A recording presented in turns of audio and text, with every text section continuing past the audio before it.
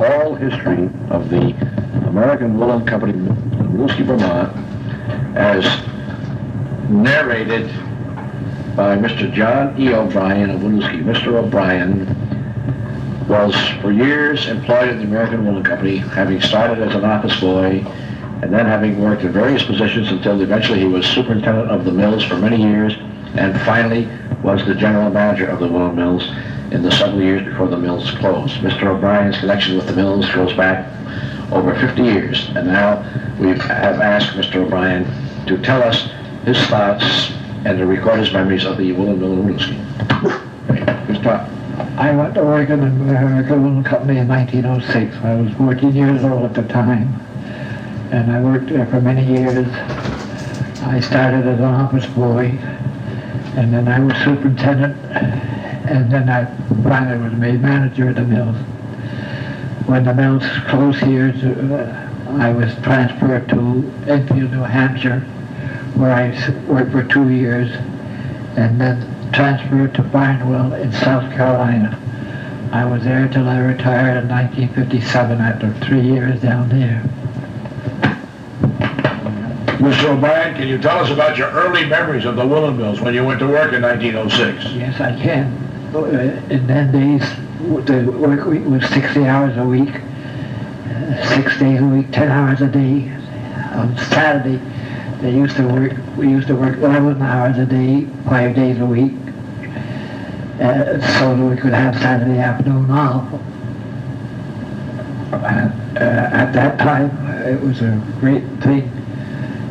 People enjoyed it very much. What was the pay scale in those days? The pay scale in them days was about $8.25 for 60 hours a week. And then it finally increased a little until it got up to about $15 a week, which was about 7 years after I started to work there. Can you tell us about who was the manager of the mills and how big a mill was it in those days and what type of material did they make? Well, the manager of the mill was George E. Whitney. He came here intending to buy the mills. He owned mills in London, New Hampshire, and some of the people who worked at the old company here told him about the mill here, so he came up and looked it over with the intention of buying it. But Wood, who was president of the American Woolen Company at the time, wouldn't sell it. He wanted to keep it the company. He had started the American Woolen Company. It started in Lawrence, Mass. It started in Lawrence, Mass, and the air mill was the first mill that they owned there, although there was other mills there before that. What type of clothing material did the mill make? We made 100% wool. It wasn't all virgin wool, but it was a percentage of reworked wool. But it had to be of good quality, and that went on for quite a while. Did you make worsted material too? Later on, in about 1911 or 12, they started a woolen mill. You mean a worsted mill? A worsted mill. The mill was built on the east side of Main Street. That's the building that's called the Champlain Mill today that they're redeveloping. That's right. It's called, it always went by the name of Champlain Mill. And before that, the mills were called Burlington Mill. But when they built this new mill, it had to go by Champlain Mill. And then it was decided to make it all, call it all Champlain. So that's what it went by. Now, do I understand that the worsted was made on the east side of the Main Street and the woolen was on the West side of Main Street? At that time, yes, it was, that's the way it was. The worsted was made on the east side of Main Street, and the wool was on the west side of Main Street. And later on, about 1932, we expanded by buying that mill across the river, was known as the Chase Mill. That would be in Burlington, the northern side of the river. Northern side of the river. And that was kept going until the mill shut down in 1945. 1955, wasn't it? 55. Now, what about power? I understand you generate a lot of your own power from the Williston Falls in the river? That's right. For many years, well, up until 1911, the power was generated with water power. And in 1911 was a turbine built, and that would was enough to generate enough power to run the mills. But if we had just a small crew working, or we would shut down the regular power run by the water. We employed normally around 1,800 people, between 1,800 and 2,000 people. During the war, we employed 3,000. We ran 3 shifts. You talking about World War II? World War II, yeah. We ran three shifts at that time. How about World War I? Did you make material for the Army in World War I? Yeah, we did. We made material for the Army in World War I. About how many people did you employ during World War I? Well, during World War I, we employed probably the same number of people. We employed around 1,800 people. But at that time, I understand that during World Wars I and World War II that most of the GIs slept under American Woolen Company blankets and wore American Woolen Company clothing uniforms. Is that right, Mr. O'Brien? That's right. That's right. The blankets, we made the blankets, and we made the uniform cloths. We made it. It was all worsted, very fine material. Now, I understand that after World War II that the Woolen Company hit very bad days. Is that correct? Yes, they did. They did. What seemed to be the major problem? Well, in them days, the New York market would have what they call openings. They start selling it twice a year, and they call it the fall and the spring. And it got so that it wasn't working out too well, and they finally decided to dispense with that and just have sail the year round instead of having them twice a year in New York. What effect did that have in your business? Well, it was better that way than it was before. But what happened to the mills? What was the basic reason that the mills finally moved south? Well, lower wages and no unions. Although we didn't have any trouble with unions here, but they seemed to think that they'd be better off when they were in the South, where they didn't have any unions. What effect do you think that the synthetic fabrics that were developed at that time had on the woolen business? Well, it didn't have too much on the woolen business because we had to incorporate some of this synthetic material in the woolen. Probably 25% of it would be synthetic, and the other 75% would be wool. Mr. O'Brien, it seems that the heydays of the Woolen Company was during the war years when you were busy making clothing and blankets for the armed forces. What about the period of the Great Depression? That must have been a rough time for the woolen mills and the people of Winooski. Well, it was very rough. Yeah, very, very rough. The people were really up against it. And the work wasn't plentiful. We divided the work as if it was a man and woman working, husband and wife rather, working, we would have to decide which one wanted to work and the other one had to be laid off. It was really a tough time. I understand also that before the Depression that the woolen company owned a lot of property which they rented to employees. They also had, quotes, a mill store where people bought goods. I understand that during the Depression you sold out those properties at auction to the people of Winooski? Well, they hired a concern to come in here and they auctioned off the different properties.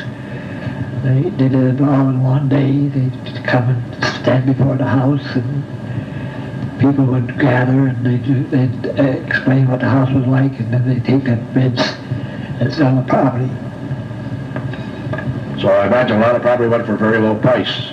Yes, some of it did and some of it should have gone lower, but they had people to bid against the one who really wanted to buy the property. They had a couple of guys that they were evidently were paying to outbid the ones that really wanted it.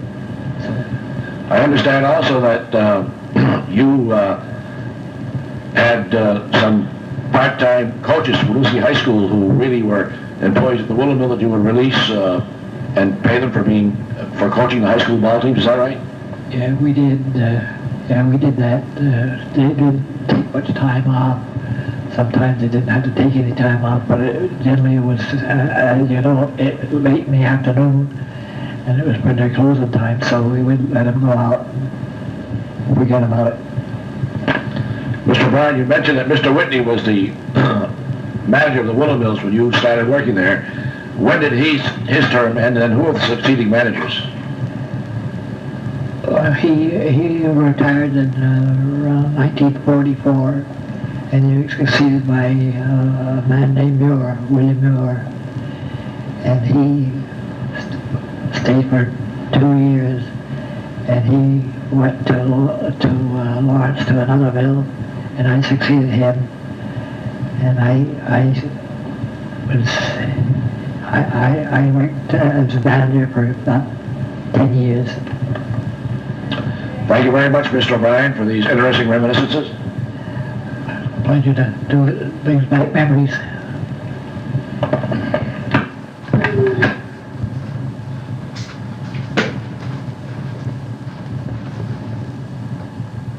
Were your parents immigrants from Ireland? Were my parents immigrants from Ireland? Yeah. No, my father was. Uh-huh. And, so you weren't an immigrant. I mean, you were born in the United States. I was born in Winooski. Okay. Let's see. Can you tell me a little bit about what Winooski was like when you first started working at the mill? In other words, I've been studying a little bit, and they say that there are a lot of French Canadians and Italians and Germans. Yeah, they were. And did they break into different streets? In other words, well, they did in a way, yes. Okay. And they settled on. They'd come from Canada, a couple, and they'd settle there on the street. Then the people come down, they'd settle near them if they could, you know. Uh-huh. And they did the same with all the nationalities. Uh-huh. Have you always lived right in Winooski? Yeah. But not in this house, though. Not in this house, no. No. You know, I lived for years right across from where the city hall is there, you know. Oh, okay. At the corner of West Allen and Weaver Street. And it's just, the Methodist church was here. Uh-huh. And then there was this two tenement house, and I lived in one side, and my daughter lived in the other side. Did your daughter work in the mill with you? No, she didn't work on it. No, she didn't? Okay. Let's see. You know, at the mill, when, did the different groups tend to stay alone? In other words, did the French Canadians only associate with French Canadians, and did the other, did the Irish only stay with the Irish? No, they mixed. They mixed? Okay. Yeah. See, the way they were working, they couldn't help but mix. Oh, because did everybody get the same type of jobs? In other words, were Well- French Canadians always? Well, the French Canadians, they came down here and they got in. And of course, then other people come down and they would get in where the French Canadians were, and so on. So it got pretty well mixed up. Got mixed up. Yeah. Okay. Did you enjoy working at the mill? I did very much. Yeah. You did. You like that? So the working conditions were really pretty nice then. They were very good. Yes. Very good. Okay. Very good. We had good working conditions and we kept them good. And you kept them good. Oh, you were a supervisor, weren't you? Huh? You were a supervisor. Yeah, I weren't you? was. I was manager. You were a manager. Okay. Let's see. Well, this is kind of a technical question. I don't know if you really care to answer this or if you know anything about this, but can you tell me what the power source was for the mill when you first came and when you left? Was it different?